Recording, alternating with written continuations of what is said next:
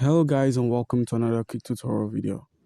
And in this short tutorial video, I'm going to be showing you how you can simply sell your crypto on crypto.com. It's an easy process. Head over to the accounts menu, which is at the bottom of the screen. Once there, select the cryptocurrency you wish to sell, which in my case is the USDT. So click on USDT and you're going to give it some time to load in the tokens menu. Once it's loaded in, click on this sell option. So now select market order, which is where we simply buy or sell cryptocurrency at an instant rate. So in order to buy, you're going to sell. And in order to sell your cryptocurrency, you're going to be buying another currency. So now we're going to be working with the Chronos. I'm going to be converting my USDT into Chronos. Click on the USDT, click on Max, click on Sell, and click on Confirm the sell. Enter a passcode.